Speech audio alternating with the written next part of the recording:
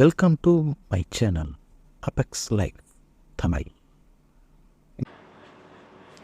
வணக்கம் நண்பர்களே, welcome to my channel apex life Tamil. நான் உங்கள் பாலாஜி, உங்களோட சில நிமிடங்கள். இன்றைக்கி நம்ம என்ன தலைப்பை பற்றி பார்க்க போகிறோம்னா, கேள்விகளுக்கு பதில் அளிப்பவர் திறமைசாலியா அல்லது புதிய கேள்விகளை உருவாக்கி கேள்வி கேட்பவர் திறமைசாலியா அப்படின்றது தாங்க இங்கே கேள்வியாக வச்சுருக்கோம். இந்த கேள்விகளுக்கு பதில் சொல்கிற மாதிரி தான் நம்மளுடைய இந்த வீடியோ இருக்க போது வாங்க பார்க்கலாம். இப்போது படிக்கிற குழந்தைகளை உதாரணமாக எடுத்துக்கலாம். யாருக்கு வேணாலும் பொருந்தும். இது பொதுவாக இப்போ ஸ்டூடெண்ட்ஸை உதாரணமாக எடுத்துக்கிட்டோம்னா நம்ம இதை தெரிஞ்சுக்கிறது புரிஞ்சுக்கிறது கொஞ்சம் எளிமையாக இருக்குன்றதுக்காக தான் ஸ்டூடெண்ட்ஸை நம்ம உதாரணமாக எடுத்துக்கிறோம்.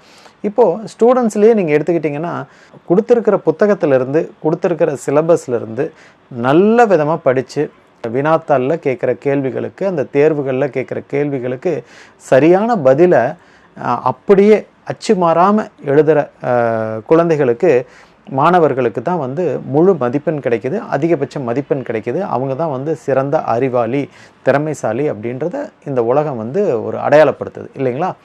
இதில் ஒரு ஆவரேஜாக இருக்கிற ஸ்டூடெண்ட் ஒரு சந்தேகம் இருக்கும். அந்த கேள்வியை கேட்குறதுக்கு அந்த ஆவரேஜாக இருக்கிற ஸ்டூடெண்ட்ஸ் தயங்கிட்டே இருப்பாங்க. ஆனால் அவங்களுக்குள்ள ஒரு கேள்விகள் இருக்கும். அந்த கேள்விகளை அவங்க உருவாக்கி வச்சுருப்பாங்க.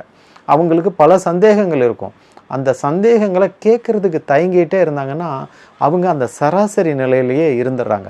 அந்த சராசரி நிலையிலிருந்து ஒரு புதிய கேள்விகளை உருவாக்கி கேட்கக்கூடிய ஒரு துணிவு அவங்களுக்கு வந்துருச்சுன்னா, அவர் தான் இந்த அதிக மதிப்பெண் பெறக்கூடிய மாணவர்களை விட அதிக திறமைசாலியாக இந்த உலகத்தினால் பிற்காலத்தில் அடையாளப்படுத்தப்படுறாங்க.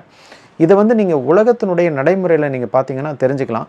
அதிக மதிப்பெண் எடுத்த மாணவர்கள் அதிக சம்பளம் உள்ள வேலைகளில் சேர்றதை நம்ம பார்க்க முடியும். ஆனால் இந்த சராசரியாக படிச்சுக்கிட்டு இருந்த அந்த மாணவர்கள் கூட பார்த்திங்கன்னா, தங்களுடைய திறமையினால் புதிய கேள்விகளை உருவாக்கி அவங்க கேட்டதுனால அவங்களுடைய விழிப்புணர்வு இன்னும் அதிகமாகிட்டு அவங்கக்கிட்ட பல பேர் வேலை செய்யக்கூடிய நிலையில் அவங்க உயர்றதையும் நம்மளால் பார்க்க முடியும். இதை நீங்கள் கவனித்து பார்க்கும்போது நீங்கள் உணர முடியும்.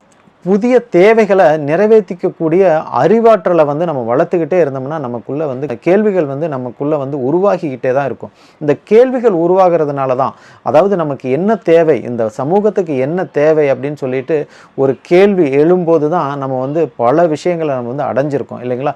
இருட்டிலேயே ஏன் இருக்கணும்? நமக்கு வெளிச்சம்னு ஒன்று இயற்கையை தவிர, சூரிய வெளிச்சத்தை தவிர இந்த பூமியில் நம்மளால் ஒரு செயற்கையாக ஒரு வெளிச்சத்தை உருவாக்க முடியாதா? ஏன் நம்ம இருட்டிலேயே இரவு நேரத்தில் இருக்கணும் அப்படின்னு ஒரு கேள்வியினுடைய விளைவு தான் மின்சார பல்பு கிடைச்சிது. அந்த மின்சார பல்பு சாதாரண ஒரு டங்ஸ்டன் பல்புன்னு சொல்லுவாங்க இல்லைங்களா? அந்த டங்ஸ்டன் இலையினால் எரியக்கூடிய பல்பு முதல்ல கிடைச்சது. அதுக்கப்புறம் பார்த்திங்கன்னா டியூப் லைட்டுன்னு நமக்கு கிடைச்சது. இப்போ எல்இடி விளக்குகள் கிடைச்சிருக்கு. இப்போ இதில் இன்னும் அட்வான்ஸ்டான நிலைமை வந்துக்கிட்டே இருக்கிறதுக்கு காரணம் என்னன்னு கேட்டிங்கன்னா, கேள்விகள் தான். நம்ம ஏன் இதுலேயே இருக்கணும், இதை விட முன்னேறிய ஒரு நிலைமைக்கு நம்ம போக முடியாதா அப்படின்னு யாரோ ஒருத்தர் கேள்வி கேட்குறாரு இல்லைங்களா? அந்த கேள்வியை உருவாக்குறாரு இல்லைங்களா? அந்த கேள்விக்கு பதில் சொல்கிற மாதிரி தான் இந்த உலகத்தினுடைய செயல்பாடும் இருக்கும், இந்த சமூகத்தினுடைய செயல்பாடும் இருக்கும். பல்ப் மட்டும் இல்லைங்க, இந்த உலகத்தில் நம்ம தொலைபேசி ஆகட்டும், நம்மளுடைய வாகனங்கள் ஆகட்டும், நம்மளுடைய கல்வி ஆகட்டும், டிஜிட்டலைஸ்டு ஆகட்டும், நம்மளுடைய தொலைத்தொடர்பு சாதனங்கள் ஆகட்டும், இன்னும் கணிப்பொறி வகைகள் ஆகட்டும், இந்த மாதிரி எவ்வளவோ விஷயங்களில் நம்ம அடுத்தடுத்த கேள்விகளை நம்ம என்னைக்கு உருவாக்க ஆரம்பித்தோமோ அன்னையிலிருந்து நம்மளுடைய முன்னேற்றம்ங்கிறது வேகமாக இருந்தது அப்படின்னு நம்ம சொல்ல முடியும்.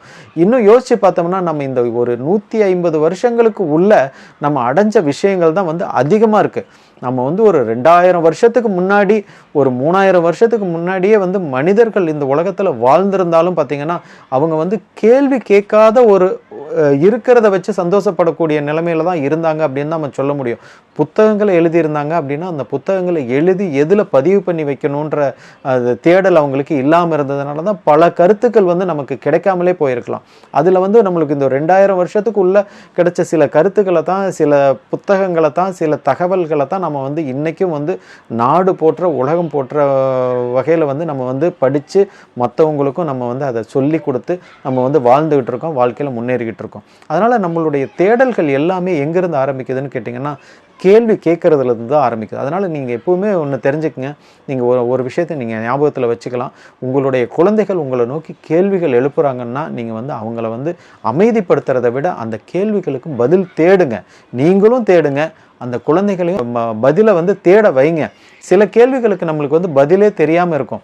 இப்போ இந்த விளக்கு இல்லாத காலம்னு நம்ம இன்னைக்கு நினச்சிக்கிட்டோம்னா நம்ம எல்லாருக்குமே அந்த கேள்விகள் வந்திருக்குமா அப்படின்னு கேட்டிங்கன்னா தெரியாது இல்லைங்களா? ஏன்னா இதில் வந்து பலருனுடைய என்னன்னா இதுதான் வாழ்க்கை, இதுதான் நம்மளுடைய அமைப்பு, நம்ம இப்படியே இருந்துட்டு நம்மளுடைய அடுத்தடுத்த வேலைகளை செஞ்சிடணும் அப்படின்னு நம்ம நினச்சிக்கிட்டு இருந்திருக்கலாம்.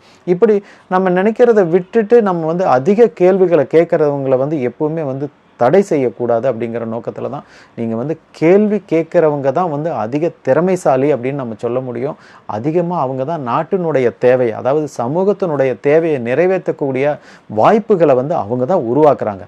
அதனால் எப்போவுமே கேள்விகளுக்கு சிறந்த பதில்களை அளிக்கக்கூடிய மாணவர்கள், சிறந்த பதில்களை அளிக்கக்கூடிய மக்கள் தான் சிறந்தவரா அப்படின்னு கேட்டிங்கன்னா அவங்களும் சிறந்தவங்க தான்.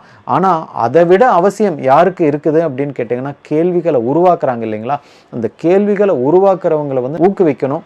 அவங்களுடைய கேள்விகளுக்கு நம்ம பதில் தேடணும். அதனால் என்றைக்குமே வந்து கேள்விகள் கேட்குறவங்க தான் வந்து எந்த ஒரு நிலையிலிருந்தும் அடுத்த கட்ட நிலையை அடைய முடியும் அப்படிங்கிறத நம்ம வந்து இந்த வீடியோவில் பதிவு பண்ணிக்க விரும்புகிறோம். இந்த வீடியோவில் சொல்லியிருக்கிற கருத்துக்கள் உங்களுக்கு பயனுள்ளதாக இருந்திருக்கும் நாங்கள் நினைக்கிறோம். இந்த வீடியோவை நீங்கள் உங்கள் நண்பர்களோடு நீங்கள் ஷேர் பண்ணுங்கள், எங்கள் சேனலுக்கு சப்ஸ்கிரைப் பண்ணுங்கள், சப்போர்ட் பண்ணுங்கள். நன்றி, வணக்கம்.